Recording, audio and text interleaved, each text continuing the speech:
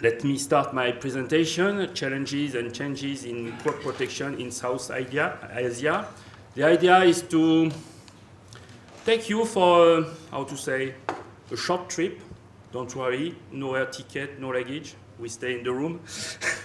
A short trip in the past to see how the crop protection changed during the time. The first challenge was food security. Since human people started to domesticate the nature, to develop agriculture, they started to face some problem, and they develop agriculture to be able to feed themselves and to feed the population. So food security is the main problem, and unfortunately with agriculture nothing is very easy, as you know, and there are losses due to any reason, pest, disease, weeds, bad post-harvest treatment, and so on and so on. By the same time, we are facing an increase of population. So every day we have more people, and every day we need more food. So the challenge of food security is becoming stronger and stronger. And over that, we are now facing the development of the worldwide market. And not only to feed the population in the country, we want to produce more to export. And again, in each country, in each producing countries, we are also facing a problem of losses. And the main idea is to work on the alleviation of losses due to pest, disease, and weeds. That was the main challenge of the crop protection.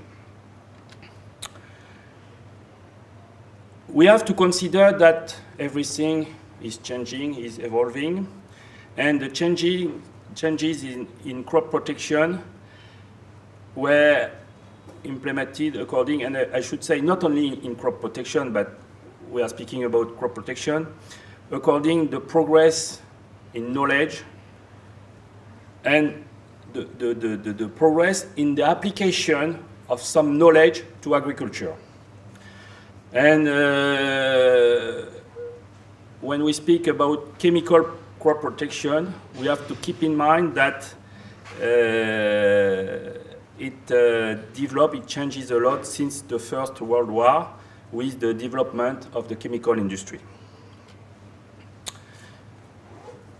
More generally, what is important to keep in mind is that the application of a new technology, whatever it is, arises from arbitrary decision-making in a social debate. Whether it is a modern one or postmodern, our reality is the result of decisions that are taken and are imposed by state, industries, or society itself. Means that what happened to us today is because we agree to do it before. So it's not because the other, it's also because of all of us. Regarding the crop protection, we started with early mechanical and manual control method. And for example, since the year Renaissance is 16,000 more or less, Barberry brushes were left to reduce wheat rust incidents. So we started to understand that by working in some ways, mainly mechanical ways, we were able to control some problem regarding pest and disease. De Serre, a French scientist, discovered that winter pruning in Europe where you have a true winter, and Dr. Truk can say you that it's really a true winter. When pruning the orchards during winter, you can fight against insects. You have also other kind of intervention, manual intervention or mechanical intervention that can help to reduce the problem of pest and disease. There are also agronomical control methods, and for example, crop rotation is well known to limit the development of pest and disease in a plot, because some disease and some pest like more some plant than others. So if you change from time to time, they are not so able to stay in the field, and it can help the farmers, the growers, to overcome the problem. The maintenance of genetic diversity in crop, it's also very important for the same reason. And even if now with the conservation agriculture we try to promote the non-tillage, the tillage also was used to destroy weeds and sometimes affected ground during insect and production of primary inocular by some pathogens. So it also helps. Now we consider that non-tillage is better. There is a debate about that. Then we move to start with mineral and botanical control method, and arsenic, which is poison, well known in the very ancient time, was also known to be a good insecticide. Then you have different chemicals derived from arsenic that were used in the past. Some of them are still used in some places. Bordeaux mixture, which is a mixture of copper sulfate and slate lime, was used since 1885. So you see, it's not something new. And Bordeaux mixture is known as a very efficient fungicide. Mercury salt was used until 1982, when it was banished by the World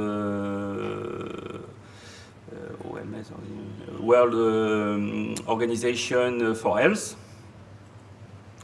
And it is also well known that some extract of plants should have also a good insecticide effect. Then we move by the time from natural insecticide to synthetic chemical industry, who started to provide us with chemical pesticide. The development of the chemical industry started during the First World War in Europe and continued during the Second World War. And then the improvement, the progress done by this industry for war reasons was transferred to peaceful activities, but also dangerous activities. And the capacity of this industry to develop chemical arms during the war was used to produce chemicals for the everyday life. So we should mention the DDT, we should mention the 2,4-D and 2,4-T, which was unfortunately used during the Vietnamese War by the US Army. So a new era started since the World War for the pesticide. It was the same for the chemical fertilizer, which are known to be derived from the bombs, the product used to make the bombs. After the war, in Europe after 1945, in Vietnam we should say after 1975, and everywhere after war, there is a necessary period of recovery to start again with economy, to feed the population, and so on.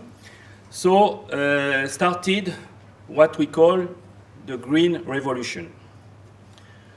It was a new way to produce, much more intensive, moving from small plots or gardens to very large scale field with monoculture, so loss of diversity, using much more intrants, chemicals, using more energy because using equipment to work and so on.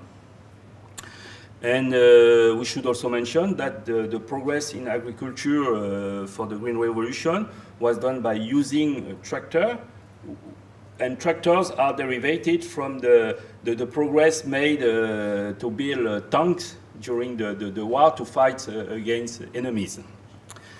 So the Green Revolution gave immediate success in this approach because, of course, it is easy to use, and we know that using chemical fertilizer, you spray the product and you do your work.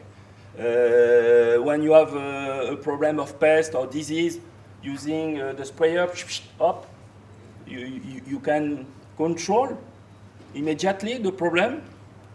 And of course, if you add to that the work on breeding, on variety selection, and so on, you can have very, very rapidly an increase in yield and production, which is the challenge when you try to recover your economy. So the Green Revolution was a real success immediately, but after several decades, maybe it appears not so good. So some success in the Green Revolution. We have what we call the 30 glorious years in France, so after the Second World War up to 1975, in USA, in India, in Brazil, in China, in Vietnam since 1986 when the Doi Moi policy was established, and we are still seeing the effect of this Green Revolution in Vietnam with the very high increase of production.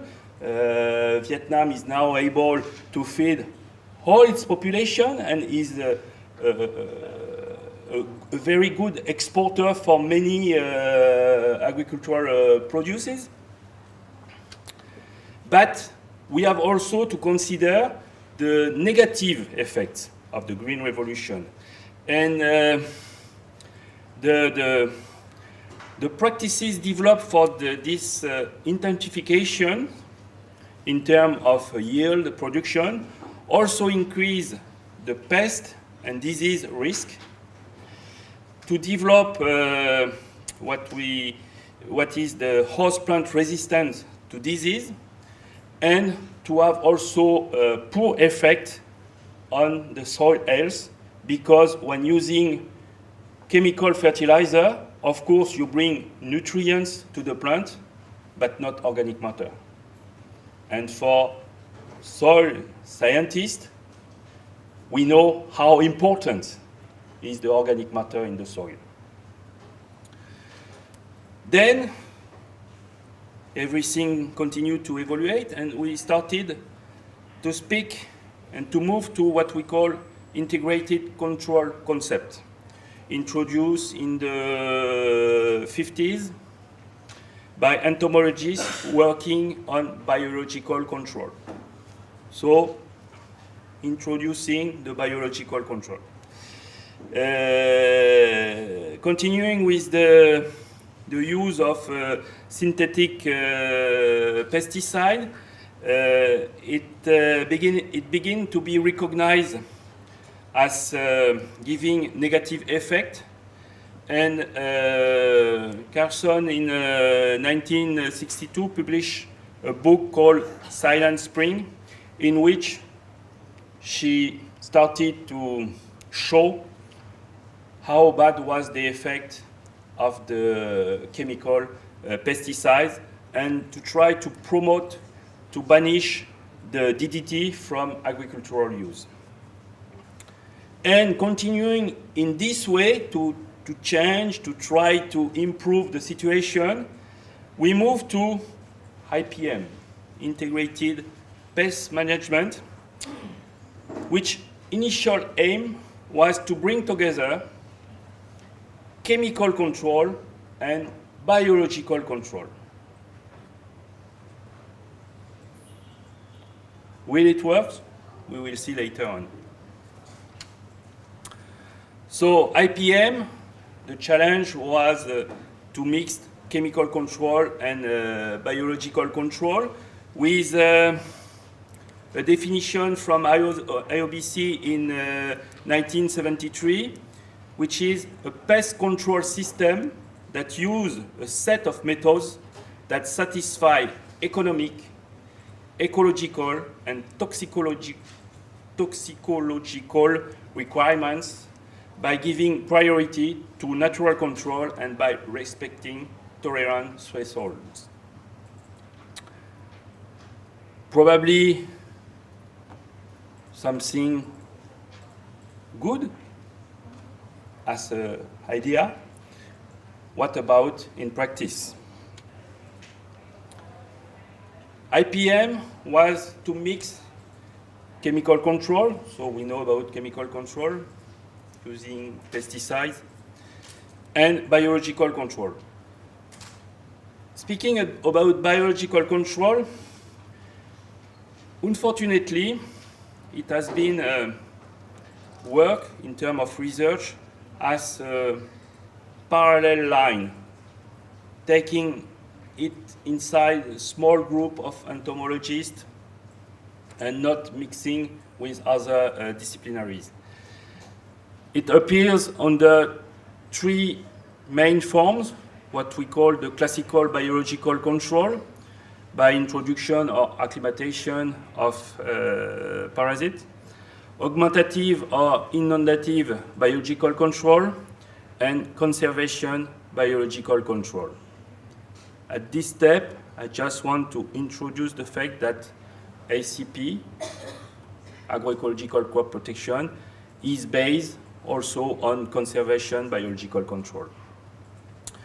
Regarding biological control, it is known since long time, and it is documented from China for the use of weaver ants, a technique that is still used in Vietnam, maybe not enough, but still used by some farmers with very good result.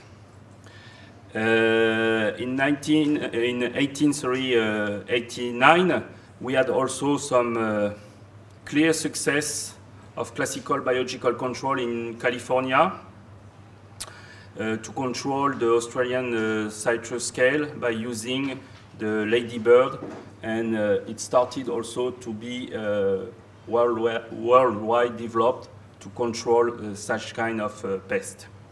But we have to consider also, to keep in mind, that for the biological control, there is a there are real needs to have a very accurate knowledge of the bioecology of target pests and natural enemies. It requires intensive knowledge, much more than using chemicals. So it should be efficient, but it needs probably much more work at the level of research to know exactly how it works to be as much efficient as possible.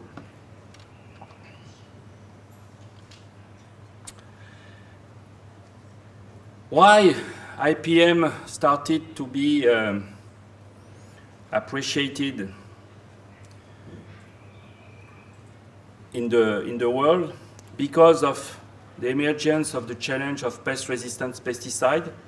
You know that when you use chemicals, pesticides, and if you don't care how to use them properly, if you use always the same one, you should develop some resistance.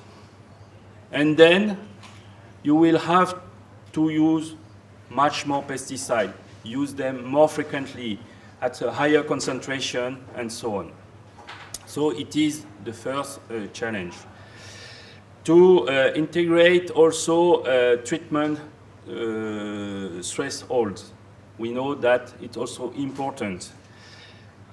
IPMs also move from north to south countries, so move worldwide, and was supported by FAO, which helped to make it move everywhere. And over the last 50 years, different forms of IPM were implemented, and also many definitions were put on the table. And but what we have to consider is that when speaking about IPM, whatever is the form of application of IPM, it is always based on methods to increase the effectiveness of chemical pesticide. So through IPM, even if at the beginning it was to cross the chemical control and the biological control, in practice it appears much more as pushing for chemical control. Thank you.